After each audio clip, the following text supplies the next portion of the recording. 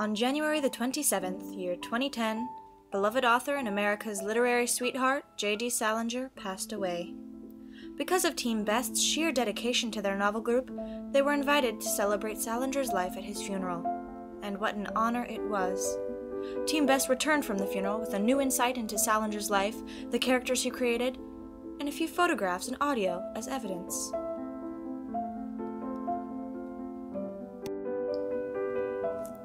J.D. Salinger's long silence and his withdrawal from the world attracted more than the usual degree of gossip and resentment, as though we readers were somehow owed more than his words, were somehow owed his personal talk show presence too, and fed the myth of the author as a homespun religious mystic.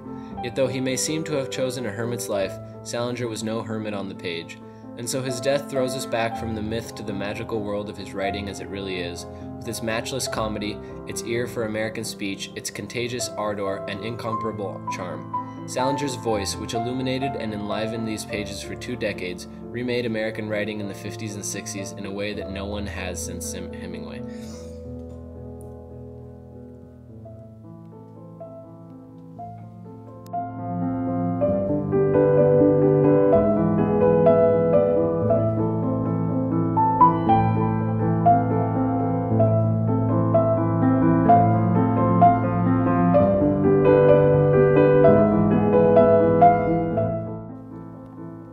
It's us. We're freaks, that's all. Those 2 bastards got us nice and early and made us into freaks with freakish standards, that's all. We're the tattooed lady, and we're never going to have the minute's peace the rest of our lives till everybody else is tattooed too. I see. And how does that make you feel? Like a goddamn prick, that's how. And on top of everything else, we've got wise child complexes. We've never really got off the goddamn air. Not one of us. So do you suppose that being in the limelight as a child has distorted the outcome of your moral fiber?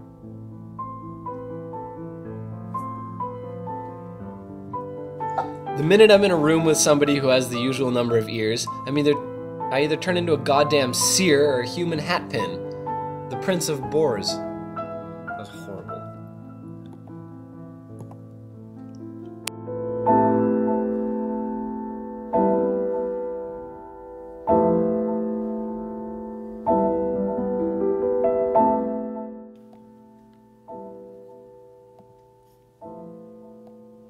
I don't think it would have all got me quite so down if just once in a while, there was at least some polite little perfunctory implication that knowledge should lead to wisdom, and that if it doesn't, it's just a disgusting waste of time, but there never is. So you appear to be probing for something more profound, more valuable and gratifying in your university edification? Do you want to hear something funny? In almost 4 years of college, the only time I can remember even hearing the expression wise man being used was in my freshman year in political science. And you know how it was used? It was used in reference to some nice old poopy elder statesman who'd made a fortune in the stock market and then gone to Washington to be an advisor to President Roosevelt.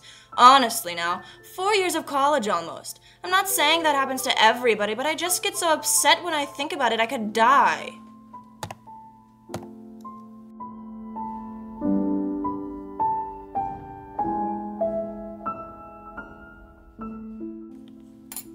At the age of 40, I look on my old fair-weathered friend, the general reader, as my last deeply contemporary confidant, and I was rather strenuously requested long before I was out of my teens, but at once the most exciting and the least fundamentally bumptious public craftsman I have ever personally known, to try to keep a steady and sober regard for the amenities of such a relationship.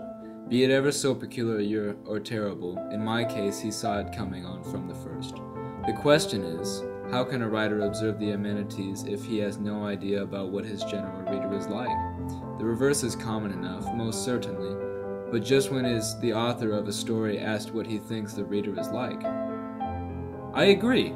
I like you. You know what you were talking about. You're the man. Wow. I would have said the same thing.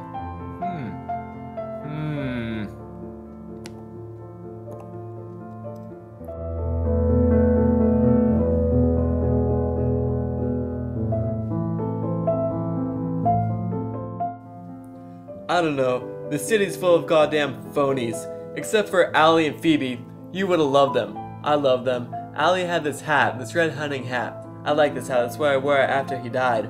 And Phoebe, you would've loved her. Her hair was so red, a lot like this hat. I don't know. Bunch of phonies everywhere. I see.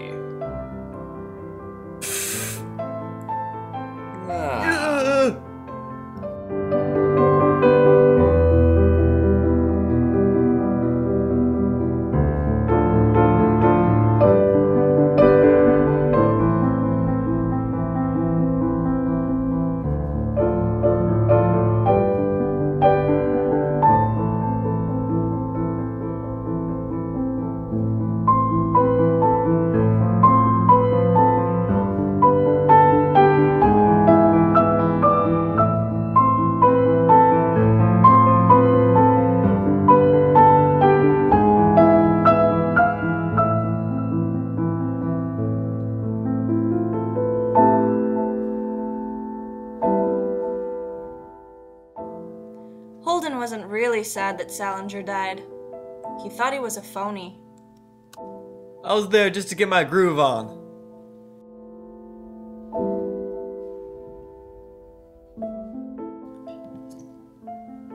How are you coping, Seymour? You know what a banana fish is? Today's a perfect day for banana fish. I don't know if I follow. You know what they do? They swim into a hole where there's a lot of bananas. Very ordinary looking fish when they swim in, but once they get in, they behave like pigs. Why? I've known some banana fish that swim into a banana hole and eat up as many as 78 bananas. Naturally, after that, they are so fat they can't get out the hole again. Can't fit through the door. What happens to them? What happens to who? The banana fish. Oh, after they get so fat that they can't get out of the hole again? I hate to tell you, but they die.